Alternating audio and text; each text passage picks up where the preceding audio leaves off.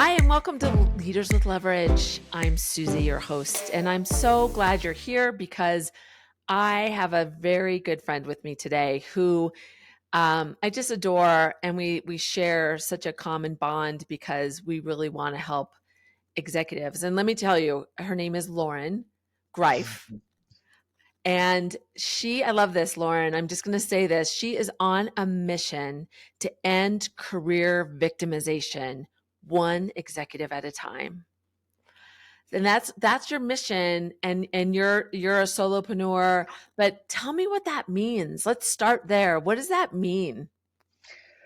Well, we can be victimized in our careers on our own.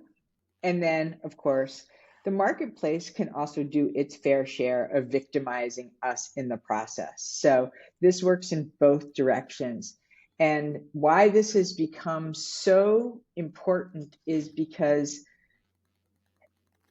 the system itself is not going to do any good for any of us. We know that it's broken. Everybody will tell you that it's broken. And so now what? Because if we rely on the system to correct itself, it's going to be a long day in hell before that happens. Sure, we're making headwinds and things are changing, but probably not as fast as you would want it to if you are in the search.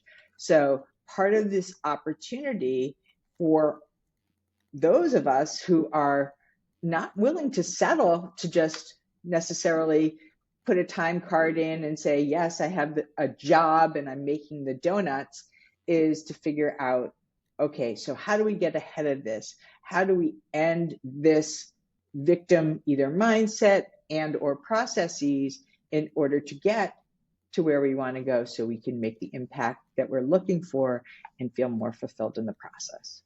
Oh, wow. I can't wait to dig in more. Mhm. I mean, if I'm listening to this and I'm like, yeah, I'm in my job and I love what I do. What are some of the questions that you think people should continue to begin to ponder, to think if they are on a path for them?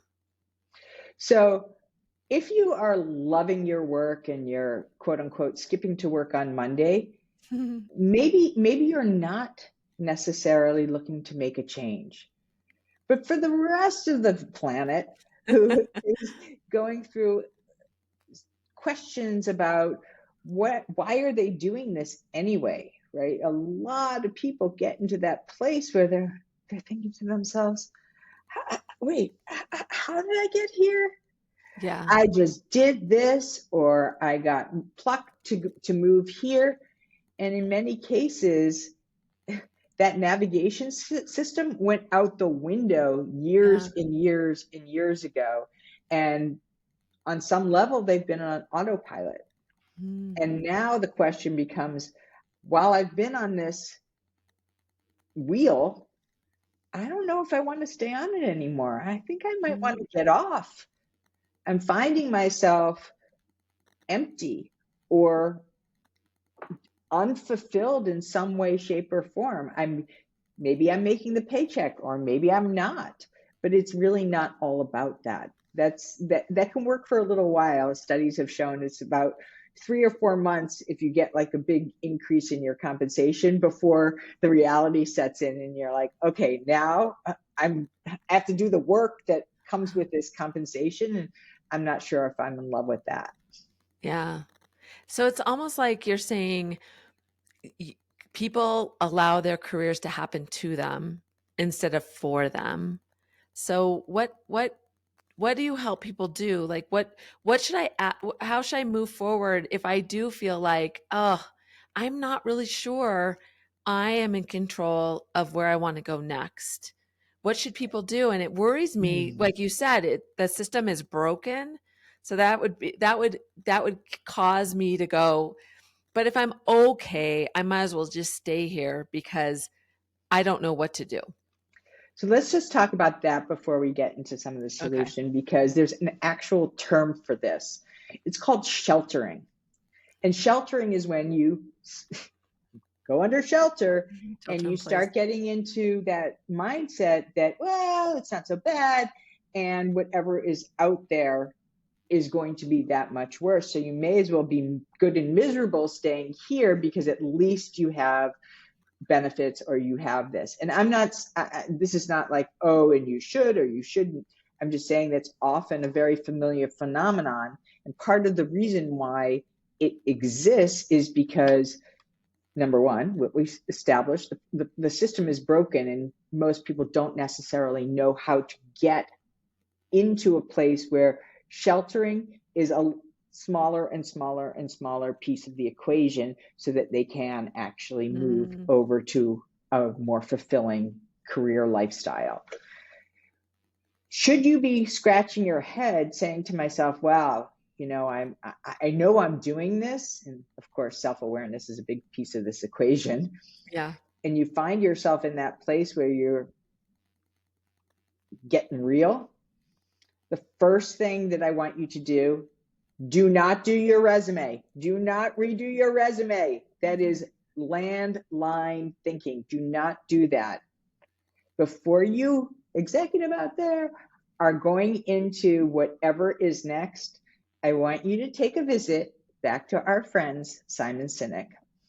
And why I ask you to do this is because if you don't know why you're doing this in the first place, Yeah.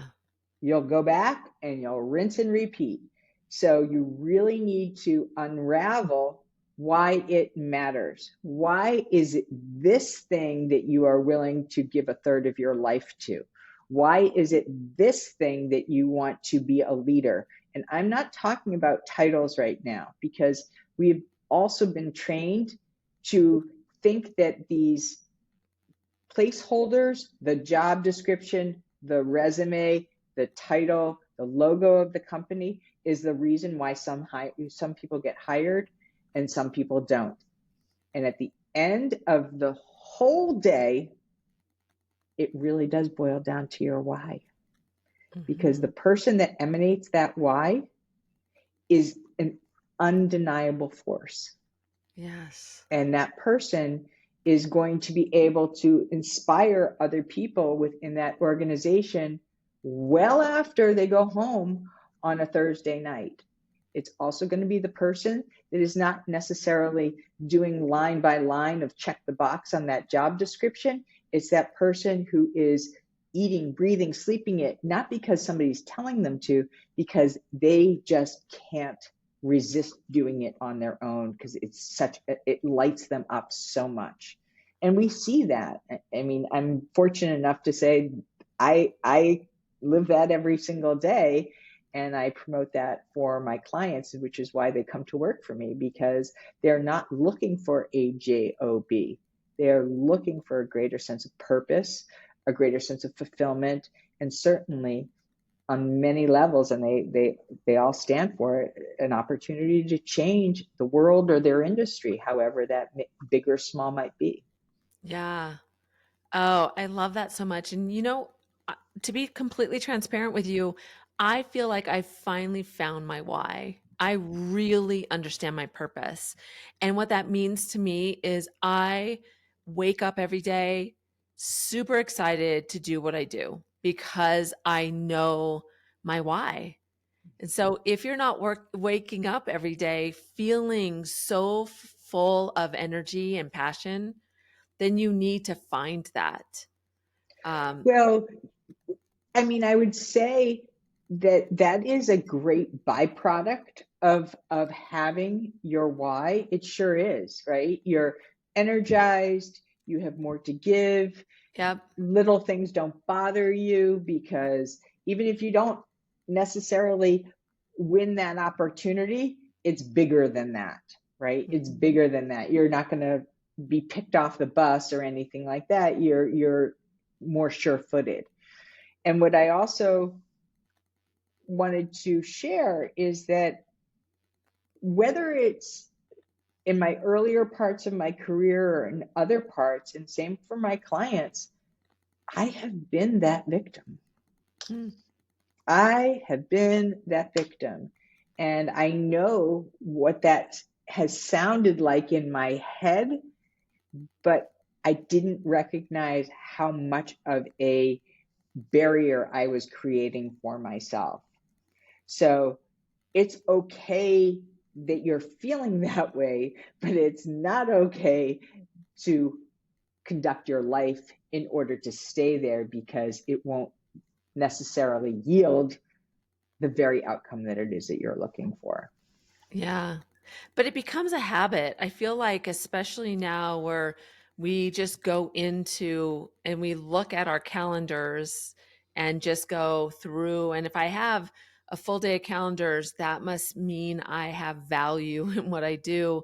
So, how do people kind of wake themselves up to go, oh, I need to really kind of step out of this and really discover that? How does that happen? So sadly, there's usually some kind of consequence. Most people, and we do this in the health area too, I don't really need to curb this or curb that because I don't have necessarily a negative result. And most people are not necessarily proactive about pushing themselves forward Mhm. in their career, maybe about promotions, but I'm talking about proactively leaving one thing to do another, because it's not easy, right? Mhm. And the Yeah. expectation is it's going to be a hellacious root canal. Mhm. People expect that their job search is going to be so awful, which is, again, another reason why they're sheltering, because, oh, this is definitely the lesser of two evils. What they should do is, first of all, understand where the misery is. Is it with the company? Is it with Mm. the industry? Is it with their lack of impact? Is it coming from the fact that they haven't been compensated? Has the company gone through so many different reorgs that there's no leadership? So you really have to get to the diagnosis of what is really happening. So I'm not pro leaving or pro staying, but you really want to understand what the issues are and what you can do that is on your plate. What do you own in this process? Did you Mhm. sign up for something? Did you go to a startup and then wonder why there's no stability? Well, it comes with the territory. So part of this is understanding the landscape and what it is that can be corrected in your current environment. If you are in a place, maybe you've been let go, or maybe there's just no more growth opportunity at that respective company, that why is your first place to go, and Mhm. also your values alignment. Mm. Values are not woo woo. And I think that a Mhm. lot of executives, they say that there is a value misalignment, but then when we go back and identify what their core values are, they're like, wait a minute, like what's the big deal here? Well, you can't attract what you're not at, right? So you want to Yeah. build that alignment early on. You can actually do searches on LinkedIn for values. You can see which companies Mm. are valuing transparency or integrity. Now, gentle reminder, just because they say it doesn't Yeah. mean that they have it. So Yeah. don't believe everything that you read. You need to do the digging. You need to have conversations. Yeah. So do not rely on anything on a public website. You can sure go ahead and listen to YouTube videos and etc., but there will be nothing as real and as transparent as conversations that you ask good questions for, Yeah. to be able to better understand if they are in a values alignment. Yeah. I completely agree with you. The why and the values are not fluffy. They are important, foundational things. And just like in a negotiation, if you don't know where you're going, if you don't know what your goal is, you're not going to get there and you'll miss opportunities along the way. So if you haven't done the work, even if you're really happy where you are, I would say understand your why and reevaluate your values and just check that on a regular basis so that you can identify a misalignment.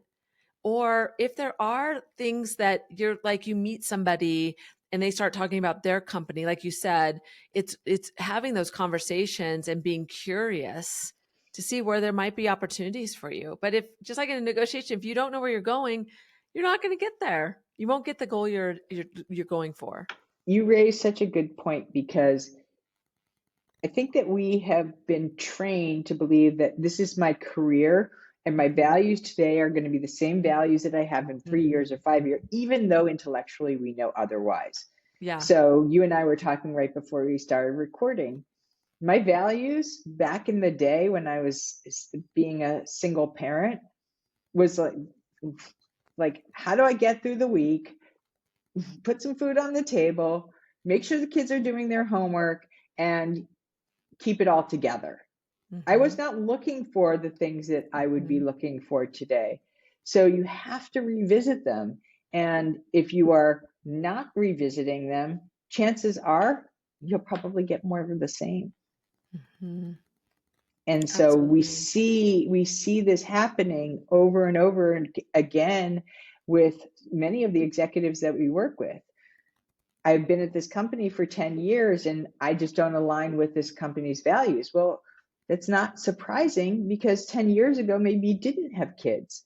10 years ago, maybe you were grinding. 10 years ago, you were okay being a road warrior. But those things are not part of your equation today. So you really need to think about some of those facets, because that'll change not just your level of fulfillment, but the time that you are focused in on your work life versus other things that may have become a higher priority or just hold more weight. Yeah. I love that you said, what is your equation? And being curious about that what it is, and testing against that. And like we've started, your mission is so clear. You help people end their career victimization, one executive at a time. And it was such a great place to start. Like, if everybody had their sentence or their thing that is their why, what a great conversation starter. What a great way to network and meet people. The other thing that I find so interesting is people are so busy. And we've, as a society, had said, busyness equates to value for some stupid reason. But we get so locked into that we're like, I don't have time to meet other people or be curious about where I'm going. You better make the time. And even engaging with people can help you figure out yourself, because that'll force you to talk about what really is important to you. I would, on a very bare minimum basis, tell you that over 90% of our clients are landing executive jobs that they never applied for. These are jobs that are coming in the hidden job market from conversations, from waking up some of the dormant ties or looser ties that were in their network maybe 10, 15 years ago. So those people are not, you cannot afford to forget that they ever existed. And please, long before you need them, right? That's kind of the icky part why people don't like networking, is primarily because their expectation, and maybe they've done this themselves, I know I have, is that there's a transaction that needs to take place. And so now I don't want to network because I don't want people to think, oh no, she's going to use me for her referrals. Well, if you haven't been giving to them for X period of time, they sure as hell will think that. So do it as it's coming from the heart. Don't do it because I say, cash in another reason why to go connect with them. If you care about these people, let them know. Don't be a stranger and then find yourself in another, time in your life where you're like, oh, by the way, I know it's been a really long time, but I was just wondering, could you make that introduction to Google? Because that's not going to work, right? Yeah. So it can be work, but it also is really a byproduct of what it is that you're here to do. Because if you're talking to these people, it's probably a way to infuse more joy in your life, not necessarily an obligation. Mhm. I couldn't agree more. And I also, I believe that somebody, if you went to somebody and I want you to make this introduction and you haven't been investing in that relationship, they may do you more harm than good. And it's not that they would kind of do a half-assed introduction or just pass along your resume in a way that's just like, well, here's this person. I don't They really talk to won't. them very That's much. not even true, because you know this and I know this. Their reputation is on the line. Oh, for They're sure. not going to put it, they're not going to phone it in for you if it doesn't make them look good. So if they are not passing it along, that could be, not always, but it could be an indication that you haven't necessarily given them a strong reason why you would be valuable to that person that they would Mhm. intro you to. Yeah. So you really need to be able to ask yourself, what's in it for them? Why are they going to do this? Because again, they're protective, and as they should. They built the relationship. You're now the piggybacker, right? Yeah. They own that relationship with that person. You want to hitch a ride, no problem, but you have to earn your seat. Yeah. And I think it's that investing in that can just be reaching out on a regular basis. It could be sharing an article. It's just keeping all of those relationships alive and well. And so that when it matters, they know that you cared enough about them. Always For ask what sure. you can do for the other person. We just in our group yesterday, we put together a nurture campaign for people in our network. And it's 7 emails, 5 minutes a day. And these are it's like flossing, right? Yeah. You want to know why you have cavities? Well, you haven't flossed in a couple months. So you really want to have some kind of good networking hygiene. I love that. That's a great metric for people to use is just doing that 5 minutes a day. It's just It's not so a lot of easy. time. It's Yeah. not. Yeah. Can you share a story or something about somebody's journey that you help them with just to give people some ideas of what it might look like? Absolutely. So I just yesterday was speaking with a client who was in one of our programs, and he landed in less than 10 weeks for a very big role. He was a director. This is an SVP role. And what ended up happening was he had been in his job for a very long time, double digits, and kind of confused.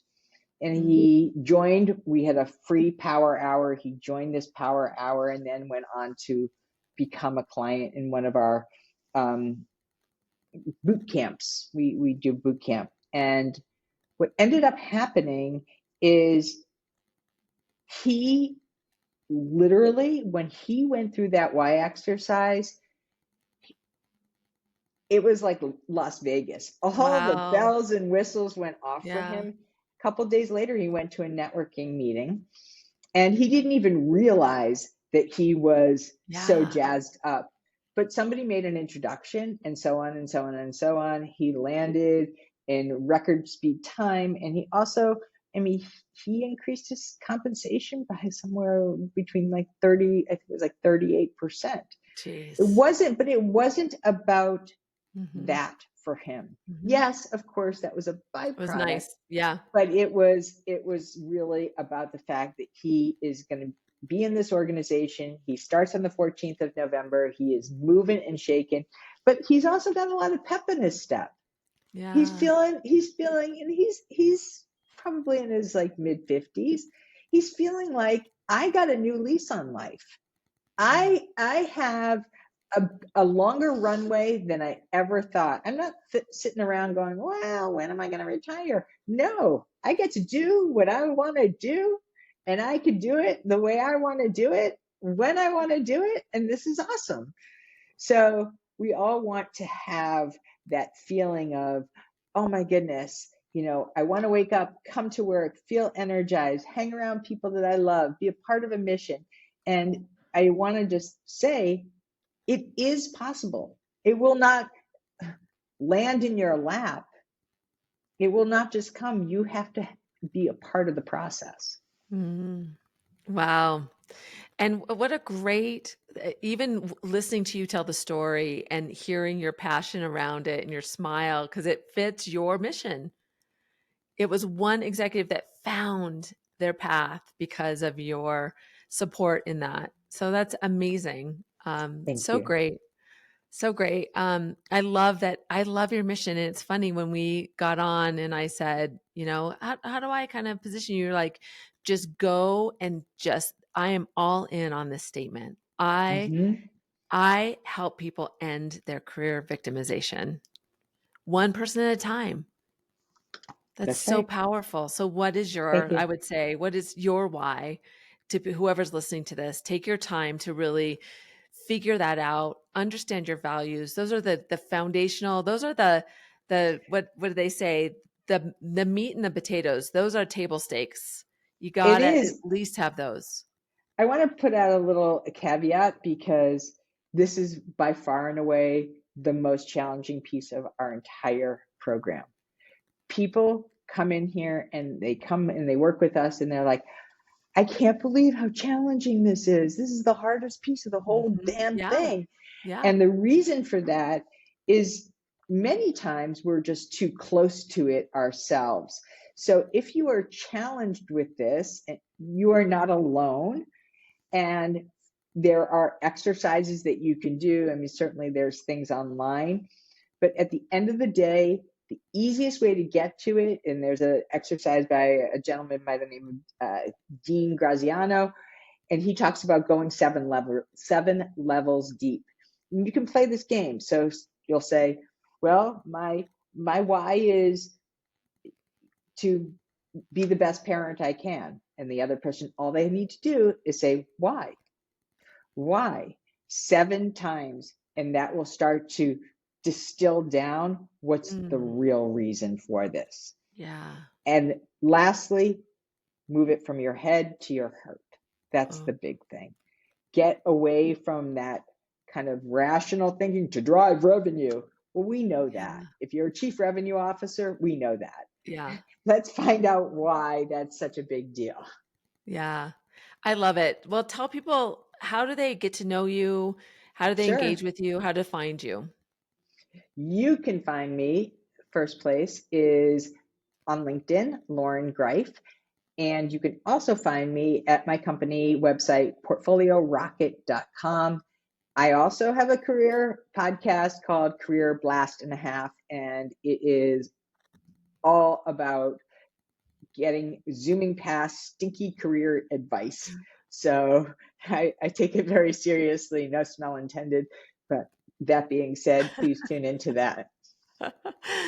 Loren, thank you so much for being here. I know your time is so valuable. You invest in people all day long. Thank you for taking the time and investing in the people in this community. I so appreciate you.